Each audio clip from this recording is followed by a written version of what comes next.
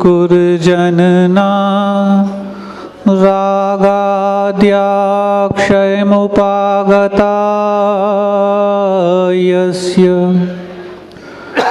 ब्रह्मा वा विष्णुर्वा हरो जिनो वा नमस्तस्मै। जो विद्यादिसागर सुधी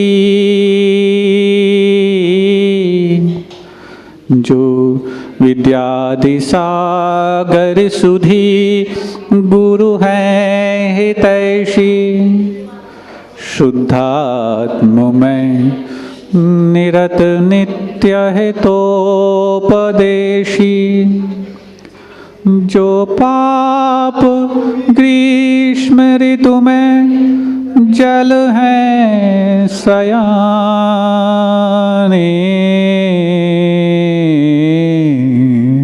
पूजूं उन्हें सतत केवल ज्ञान पाने पूजूं उन्हें सतत केवल ज्ञान पाने।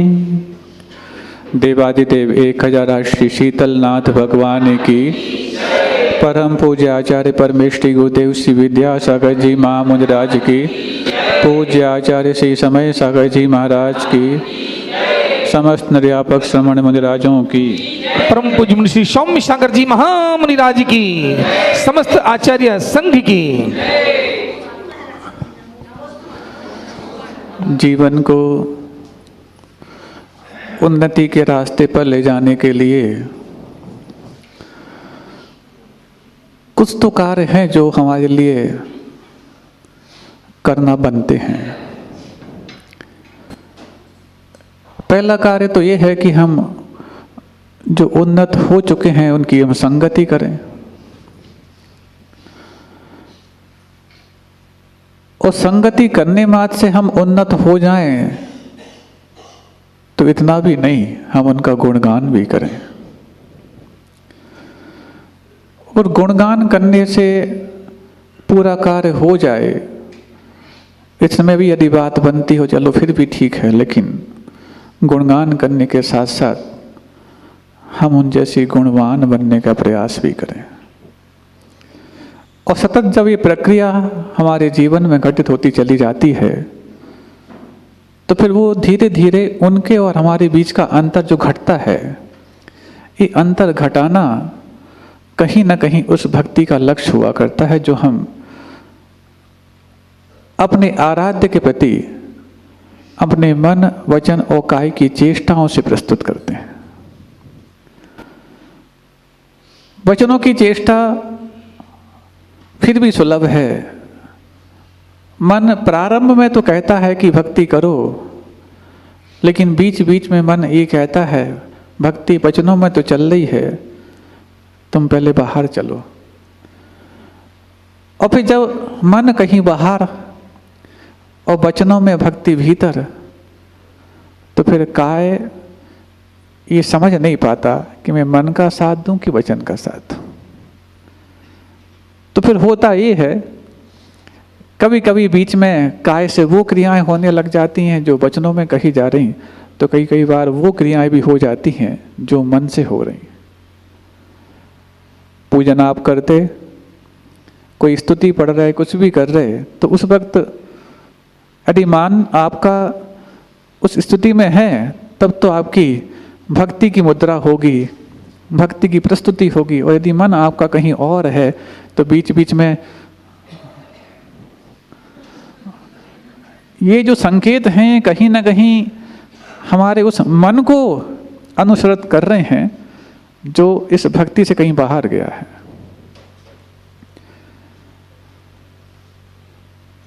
या तो हम अपने जीवन में उस भक्ति की ज्योति को अपने स्वयं के पुरुषार्थ से जला लें, जैसे कि कोई व्यक्ति है जो माचिस की तीली को रगड़ करके और ज्योति जलाता, या तो फिर कोई पास में जला हुआ दीपक है, उस जले हुए दीपक के प्रकाश में हम अपना काम करना सीख जाएं कि ठीक है हम नहीं जला पा रहे हैं तो कोई बात नहीं, जिसका दीपक जला है उसके जले हुए दीपक के प्रकाश को हम अपने जीवन में प्रकाशित करते हुए अपना काम निकालें।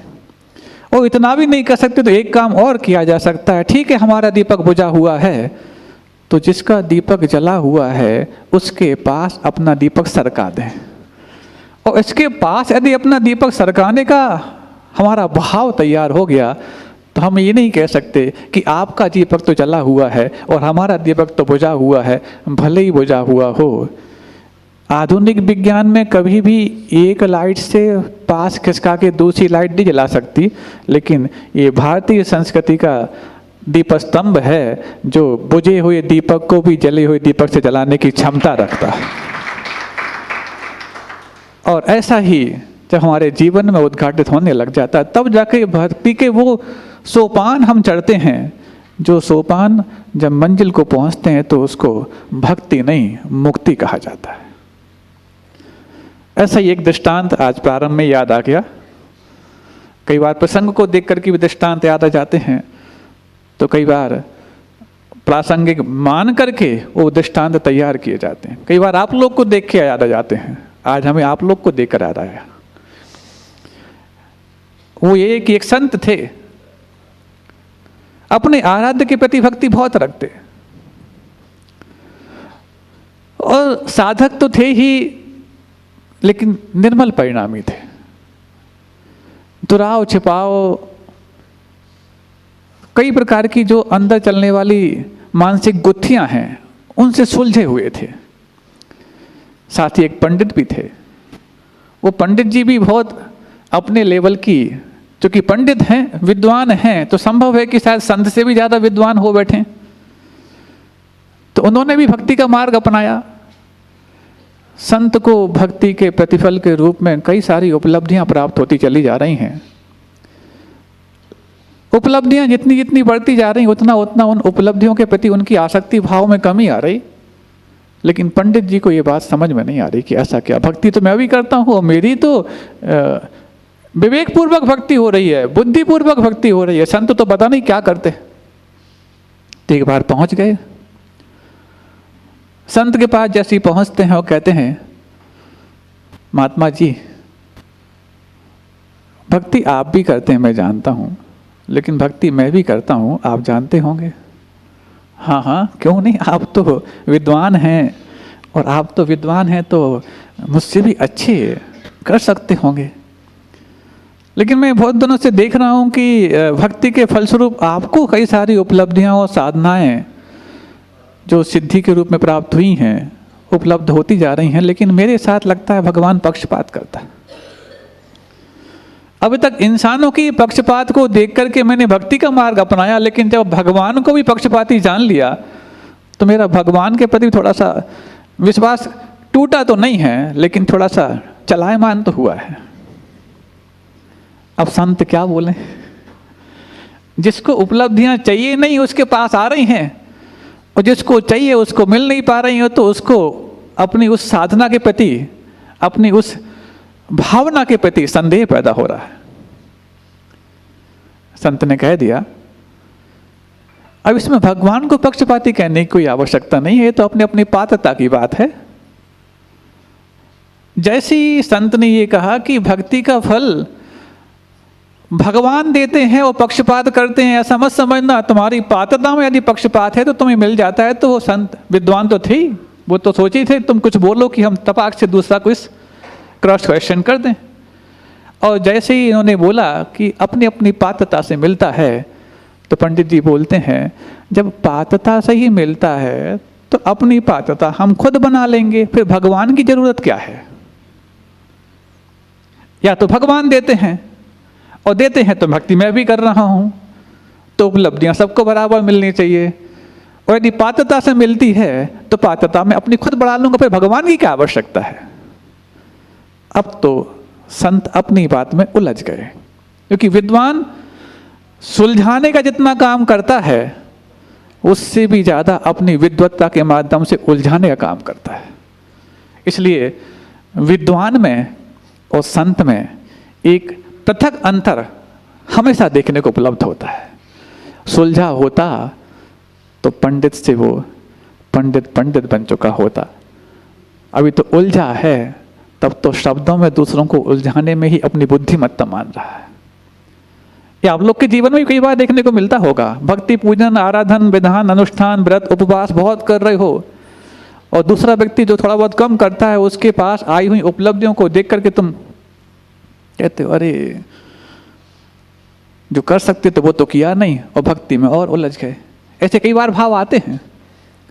कई बार होता है कि हम पात्रताओं के विवेक को छोड़ करके जब सामने वाले को मिलने वाली उपलब्धियों का भेद देखते चले जाते हैं, तो फिर लगता है पक्षपात, हमें लगता सब जगह है। वो ये नहीं देख पा रहा पक्षपात सब जगह है तो उस सब में मैं भी शामिल हूं, लेकिन वो उस सब में खुद को छोड़ के सबको देखना चाहता है कि कौन कौन शामिल है। और जब इंसान के साथ साथ भगवान को भी पक्षपाती होना उसने सिद्ध कर लिया, अब बताओ, जिस सिद्ध बनने की ख्वाहिश से उसने भक्ति का मार्ग अपनाया था, अब तो उसने भगवान को ही पक्षपाती सिद्ध कर दिया।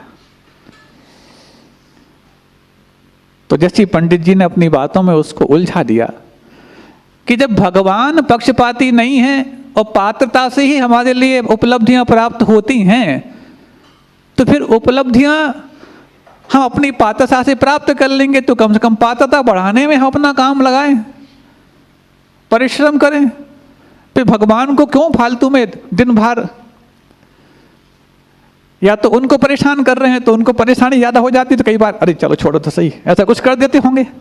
हाँ, कई बार कोई व्यक्ति अच्छा करना चाहता है आपके साथ, और यदि वो पक्षपात तब करता है जब वो किसी प्रकार से कुछ झुंझला जाए, है ना। अच्छा व्यक्ति भी, आपके बच्चे भी आपसे हमेशा अच्छे की उम्मीद करते हैं, लेकिन जब आपको ज़्यादा वो इरिटेट कर देते हैं, तो उस समय आप भी उनको चलो एक आध दो तमाचे रसीद कर ही देते हैं। हाँ, वैसे भी हाथ रख सकते थे थोड़े से आहिस्ता का, अभी भी आपने हाथ रखा है थोड़ा सा अलग चेष्टा का। ये जो हाथ रखने के अलग अलग स्पर्श हैं, बच्चे को आपके प्रति पक्षपाती भाव आपके पास है ऐसा कहने को मजबूर कर रहे हैं। हाथ रखने में समय उतना ही लगा, लेकिन उसमें जो प्रेशर लगा है, उस प्रेशर से आपने क्या एक्सप्रेस करना चाहा है वो उसको इम्प्रेस कर चुका है। सुन रहे हैं आप लोग? तो वो संत जो थे, उन संत ने तो ये कह दिया कि भगवान की भक्ति का फल मिलता है, लेकिन भगवान पक्षपात करते हैं नहीं, हमारी पात्रता में पक्षपात होता है। तो पंडित जी बोले कि जब मेरी पात्रता से सब कुछ मिलने वाला है, तो भगवान की क्या आवश्यकता है। अब ये बात जो थी वो संत को चुभ गई कि इन्होंने तो आस्था में प्रश्न चिन्ह पैदा कर दिया। भक्ति वो नहीं है जो हमें अहंकारी बनाए, और भक्ति वो भी नहीं है जो हमें आलसी बनाए। भक्ति करके भगवान पर सब कुछ छोड़ दो तुम आलसी बन जाओ, ये भी भक्ति नहीं है। और मैंने ही सब कुछ पाया है ऐसा तुम अहंकारी बन जाओ, ये भी भक्ति नहीं है। तो आलस और अहंकार, इन दोनों के बीच में से जो धारा निकलती है उसका नाम भक्ति है। और ये तट जब अलग रह जाते हैं, तट कभी धारा के साथ यात्रा नहीं करते, लेकिन तट आजू बाजू रहते हैं जो धारा को संभालते रहते कि तुम इस तरफ भी मत आना, तुम इस तरफ भी मत आना। और हम चाहते हैं कि तट भी धारा के साथ यात्रा करने लग जाएं, तो वो धारा नहीं, वो बाढ़ मानी जाती है जो तटों को उखाड़ के ले जाती है। इसलिए कर्मों की बाढ़ में जब हमारे तट उखड़ने लग जाएं, तो समझना ये विप्लव के चिन्ह हैं, उत्सव के नहीं। जैसी ये बात अब जब उन संत के मन में घर कर गई कि पंडित जी ने ये जो बात कह दी कि भगवान या तो पक्षपाती है और नहीं है तो भगवान की कोई आवश्यकता नहीं है, क्योंकि मैं ही सब कुछ करने वाला हूं। बात आई गई हो गई, लेकिन संत के मन में तो लगी है कि इसमें तो ये इस प्रकार की बात कह करके कई लोगों, चूंकि विद्वान है, विद्वान को वाक्पटुता आती है, और वाक्पटु यदि वो है तो कई लोगों के जीवन में जो आस्था की पटुता है उसको समाप्त करने के लिए कारण बन सकती है। तो बस एक दिन उन संत ने, चूंकि संत वो इस टाइप के नहीं थे, कई और संत होते हैं, उन संतों के यहाँ उनका अपना गृहस्थ जीवन जैसा भी होता है। तो उसने अपने बेटे को कहा कि जाओ पंडित जी से जाकर के अपन ने जो रखे थे वो ले आओ। इसी बीच में संत को याद आया, नहीं नहीं थोड़ा रुको, एक मूर्ख व्यक्ति को बोले जाओ पंडित जी से कहना कि संत जी ने अपने जेवर मंगाए हैं। अब मूर्ख को भेज दिया, जैसे गया वो संत जी ने गहने मंगाए हैं। उसका हुलिया देख के समझ गए कि इसकी बोलने की टोन ही अलग टाइप की है। कई बार मूर्ख को मूर्ख साबित करने के लिए उसका हुलिया ही पर्याप्त होता है, लेकिन हमेशा हुलिया से ही किसी की मूर्खता सिद्ध हो ऐसा नहीं, और किसी के हुलिया से ही किसी की विद्वत्ता सिद्ध हो जरूरी नहीं। लेकिन उसकी हुलिया भी उसके वचनों का और उसका जो एक हाव भाव था उससे लग रहा था कि मूर्ख है। कुछ बात और कही, कौन से पंडित जी ने? बोई अब बोई कौन होते हैं? समझ गया कि मैं जो सोच रहा हूँ वो सही है कि इसके पास नहीं। अब गहने जैसी मूल्यवान चीज इस मूर्ख को मैं कैसे पकड़ा दूं? और पंडित जी ने संत जी ने कोई लिख करके चिट्ठी दी तो नहीं है कि हाँ इसको दे दो ना, जैसे होता ना चिट्ठी भेज देते हैं, हवाला नंबर दे के काम हो जाता है। हाँ, तो ऐसा ही ना कोई नंबर दिया ना कोई दस्तखत किए और सीधा इसको दस्तक करने भेज दिया। तो बोले जाओ जाओ, ऐसे नहीं दूंगा मैं, पंडित संत जी को बोल देना। वो लौट करके आ गया, और जैसे ही लौट करके आया तो बोलता है कि वो तो मना कर रहे हैं कि नहीं, तो मैं नहीं दूंगा। अरे क्यों नहीं देंगे? अभी तो आप जानो। तो बस सीधे जाकर के वो संत उस पंडित के पास पहुंच जाते हैं कि मैंने एक बच्चे को भेजा था कि मेरे जो गहने रखे हैं आपके पास वो वापस कर देना, और आपने मना कर दिया। अरे संत जी तुम इतने बड़े संत हो गए, इतना भी नहीं समझते? इतनी मूल्यवान चीज जिसके पास थोड़ी सी भी योग्यता नहीं उसको मैं दे दूं? तो बस यही तो बात सुननी थी संत जी को। उन्होंने कह दिया, जब तुम गहने जैसी तुच्छ सी मूल्यवान वस्तु पात्रता देखे बगैर नहीं देते हो और भगवान से उम्मीद करते हो कि वो तुम्हारी पात्रता के बगैर तुम्हारी इस भक्ति का उपलब्धि प्रदान कर दें, कहाँ तक संभव? भगवान के सामने जब तुम इतनी पात्रता बताओ कि तुम भगवान बनने लायक हो, तब जाके भगवान अपनी उपलब्धियों का जखीरा तुम्हारे सामने उड़ेल देंगे। ये पात्रता हमारे भीतर हमारी स्वयं की बनाई होती है, लेकिन पात्रता बन जाने मात्र से तुम्हें उपलब्धियां प्राप्त हो जरूरी नहीं, उसमें कुछ न कुछ और किसी व्यक्ति की पात्रता अवश्य लगती है। लेकिन ये दोनों के बीच में भेद समझ पाना जिन संतों को आता है, उन्हीं संत का नाम वादिराज मुनिराज है। अहिंसा परमो धर्म की